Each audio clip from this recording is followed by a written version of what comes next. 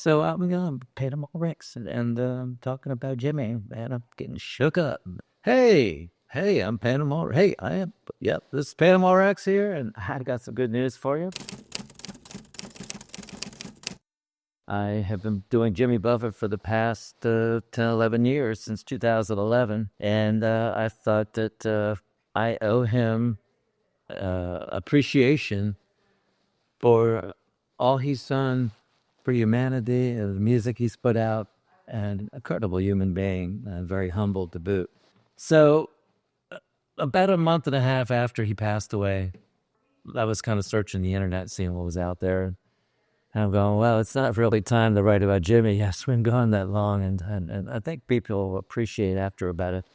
Some time has passed. Oh my God, we miss Jimmy. Where's Jimmy? Where's all his concerts? Well, every year I'm going to a concert somewhere, and I just felt like it needed more of an opening, an excuse to where Jimmy came from, and what was his big break. His big break was Margaritaville.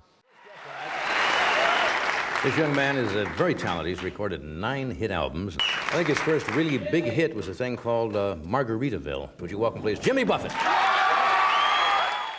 So in 1977, on February 14th, he released Margaritaville. I thought, how appropriate would that be to bring Jimmy's legacy out on Valentine's Day?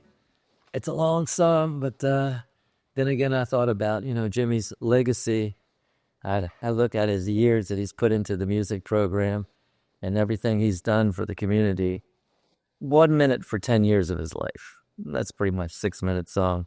That's 60 years of his life of playing music. I've kind of combined it into his whole life into 60 minutes. That is where he's at now. He's in a happy place. His music he's done and the legacy he's left for the future generations. So I kind of compact that all together in one song. I believe I started really impacting me and feeling the passion of listening to it.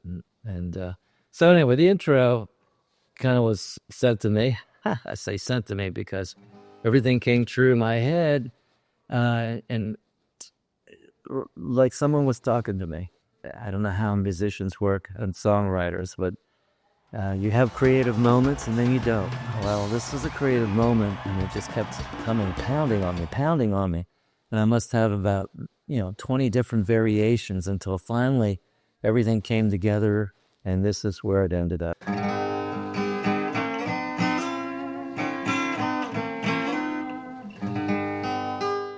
And so that kind of got me all started and everything, going, hey, that's kind of like a nice intro. And then I go with that. And then it's kind of a nice little melody that kind of strums along. But it's really about the words.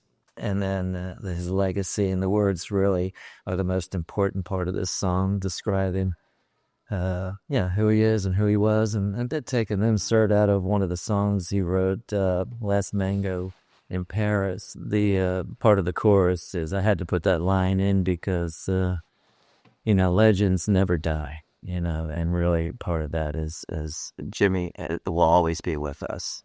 And so how do we want to remember Jimmy? I want to remember Jimmy, and I'm sitting in a bar with my beer and putting my hand up and going, let's celebrate his legacy and make sure his memories don't fade away. And I think that's a big part of the song is I just wanted to reach out and let everybody know that, he's a part of me. And yeah. Oh, yeah, so I'm going to Panama Rex and talking about Jimmy. Man, I'm getting shook up. Where does your passion for Jimmy come from? Oh, my story. Oh, well, let me shake up a little bit. Hold on a second. Let me shake up. Whoa. Let me clear the slate. My story. All right, here's my story. Back in the day, let's go back in the day, back in 2010. 2011, somewhere in there, 2010. I was in the classic rock band, friend of mine. We played together for about 8 years. And my daughter, Mia, was at the show up at Bare Bones in Ellington. And at the end of the night, she comes up to me and she goes, my God, you sound just like Jimmy Buffett. I'm going, no, I played Margaritaville. That was the only song on my list, and that's all I knew about Jimmy Buffett, except for the fact I did have another song that caught my attention, and that was, I can't believe it was on the radio, Get Drunk and Screw. So that were the two songs that I knew from Jimmy. And that was it, period. And she says, you sound like Jimmy Buffett. And I'm thinking, Jimmy Buffett? Oh, all right, well, let me check out Jimmy Buffett then. Well, I had no idea I sound like Jimmy Buffett or even close to Jimmy Buffett. Well, anyway, I'm thinking, I'll check it out. So I go to the Howard County Library, and I said, would you please get together all the CDs you got together for Jimmy Buffett and let me know when you get them all together? And she says, yes, we'll be glad to do that. We'll contact you. So about a week later, I get a phone call from Howard County Library. It says, Mr. Allen, your CDs are here. I said, oh, okay. I never forget this scene. I walked into the county library, sitting at the counter where a stack of CDs about that high. I went, are you freaking kidding me? I had no idea. The man's been writing since 1970, an album a year for whatever, forever. I'm like, oh, okay, wow. Well, in my olden days, I was a country singer, and I've just about played and signed just about everything out there. And I said, well, I'm going to start from the first album from 1970, and I'm just going to work my way through, and we'll see if I even like Jimmy, because I don't want to play Jimmy Buffett. So get about halfway through, and I get up those changes in latitude, and I get greatest hits. And I said, well, let me check out the greatest hits, the top 20 hits of Jimmy Buffett up to that point. And I had picked 18 out of the 20 songs that I liked out of the greatest hits. I'm going, wow, I think I'm on the road. I think I found my course. So it was like at that point, I figured, wow, if everybody else likes the songs that I like, then I got at least 18 songs that I know is going to hit the public, that at least they know the words and maybe help me out when I get stuck. So I started learning Jimmy Buffett. It took me about 3 or 4 months, and I got about enough for one set, about 10, 12 songs, implanted in my head, and then it just grew from there. And it really makes me feel good when I play his songs, and I played 100% Jimmy Buffett. So at one point, I had over 40 songs in my head that I could play, feel pretty good about it, acoustically, and sing it. And it was amazing to watch the people sing right along with me, knew all the words, smiling, putting their fins up, we're doing this. I mean, it was a cultural shock for me to go, I can't believe how many people out there that are in tune to this man. And that got me excited. And I've been playing Jimmy Buffett ever since. So, and I would say to them, you're not a Jimmy Buffett band unless you play Jimmy Buffett. And Jimmy Buffett was all over the place, and he made remakes of everybody. And so if he made a remake, I would say, hey, that qualifies for me to do it because he sang that song. I can do it too.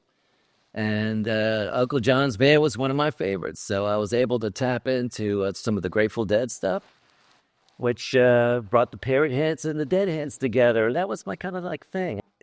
So we had a lot of fun just playing. And that's what it turned out to be, just playing and having fun. And if you're having fun on stage and you're smiling and you're enjoying the music, people just gravitate toward that. You know, they gravitate toward your energy. And it's not about just playing the music. It's absorbing the music. Your soul. Hey, I'm getting choked up again. I can't believe we're getting choked up again. All right. But anyway, so Jimmy Buffett has been in my head for quite a few years. And I'm so happy that I had the opportunity to,